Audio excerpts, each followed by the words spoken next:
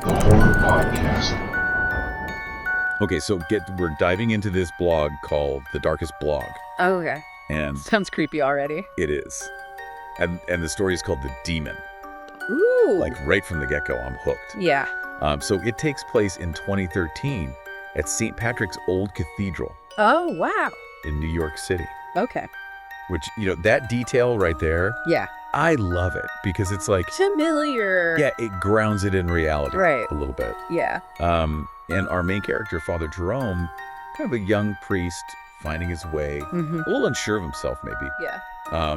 He gets called, about this whole demonic possession thing, and he's like, I'm more into the psychology of it all. He's a skeptic, A little bit, yeah. which is interesting for a priest Right. to be. Yeah, you would think he'd be like, oh yeah, I believe in the devil. Yeah, like bring him on. I'm ready. Right. But he's like, I don't know if I buy it. But it does make you think, how do we reconcile these sorts of stories with our own understanding of the world? It's true. It's Our brains always try to find a rational explanation, Exactly. Yeah. But anyway, this story does not let you off that easy. Oh, no. So, Here. because this guy, Vincent Malone, he goes to Father Jerome, and he's like, my daughter Margaret, she's possessed, and he's got pictures, Pictures. Polaroids Oh, no. of his daughter in all these crazy positions. Desertionist. You know what I mean? Yeah. Spine-chilling stuff. Like exorcist style. Yeah. Oh, man. And so Father Jerome's like, okay, something's definitely wrong, but I don't know about possessed. right. But then it starts to get even creepier. Oh no, what happens? There are all these unexplained noises, Classic. You gotta have that. like things moving around. Well, yeah. Set in the mood. Yeah. And then Margaret's behavior, she just completely changes.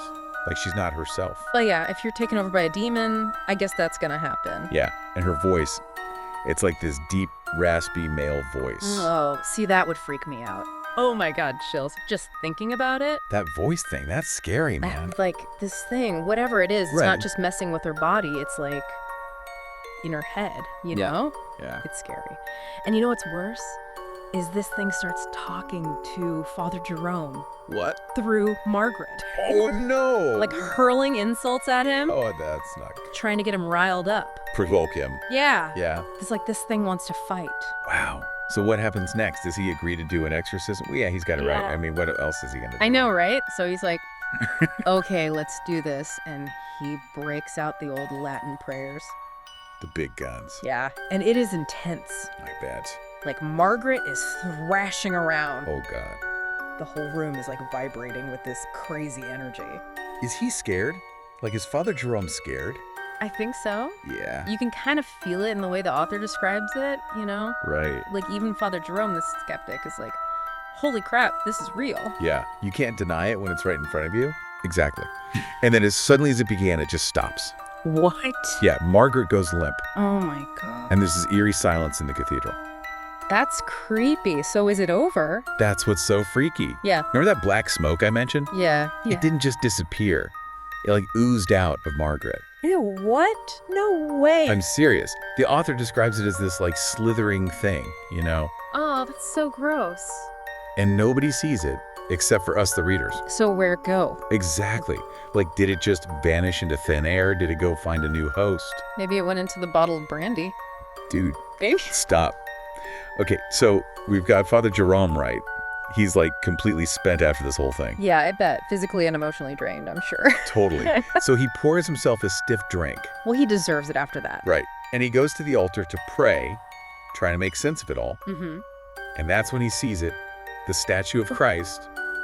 It starts to move. Get out. I'm telling you. His statue, it comes to life. No way. That's messed up. It is. And it gets worse. It starts melting. Melting. Yeah, the paint is dripping off like wax. Oh, that's so creepy. Right, and then its eyes open up. The statue's eyes. Yeah, and they're like these black empty pits. Oh, God, no. It starts talking field, taunting Father Jerome, Oh, no. mocking him for his faith, for trying to help Margaret. That's awful. I know. But the worst part, the demon starts spitting fire. What? Actual flames are shooting out of its mouth. No way. And the whole altar is engulfed in flames. Holy crap. Father Jerome, he barely escapes with his life. That is intense. I know, right? So the whole church is burning down. Firefighters show up. Oh, And man. they find Father Jerome. What a mess. Right. He's like babbling about demons reeking of brandy. They probably think he's nuts. Oh, totally. And they're hauling him away in handcuffs when he looks back at the fire, and guess what he sees? The black smoke. Yes. Oh, no. Where is it? It's floating towards the fire truck. You kidding? And then right before his eyes, it vanishes inside. Gets in the truck. Yeah. Like it was never even there. What does that even mean? I don't even know what I'd think at that point. Right. Like, what do you even do with that information? Seriously. I'd be running for the hills. The fire truck speeds off, sirens blaring, and Father Jerome is left standing there with this awful feeling. Oh, yeah. I bet he's having some second thoughts about his whole I'm a skeptic thing. Right. And that's where the story ends. So we never find out what happens? Like if the demon was really in the truck or what? Nope. The author leaves it completely open-ended. Man, that's brutal. I know, right? It's like the scariest ending is the one you have to imagine for yourself. Totally. It makes you think, like, what if there really are these things out there just waiting for a chance to wreak havoc? And we have no idea what they're capable of. Or how to stop them. Exactly. It's Yep. like Father Jerome says at one point, there are things in this world that defy explanation. And maybe it's better not to know.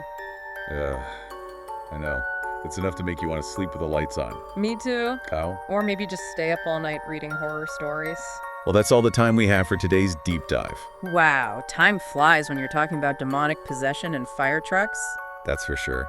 Thanks for joining us as we unpack The Demon by Dimitris P. Boskainos. It's a wild ride. Until next time, stay spooky out there. And watch out for suspicious-looking fire trucks.